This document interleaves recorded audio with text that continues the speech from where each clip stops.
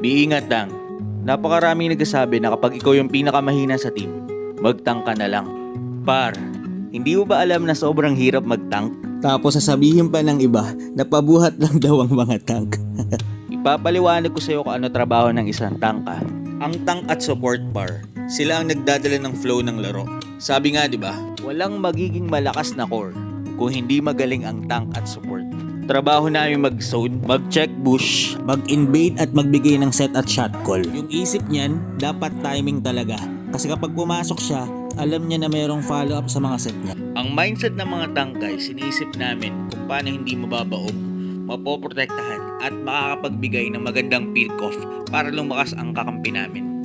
Kaya naman par, Kung may kakampi ka na tank, na alam mong ginagawa ang lahat para ipanalo ang laro, ito yung pinakamagandang gawin mo para hindi mawala ng gana yung tank sa'yo.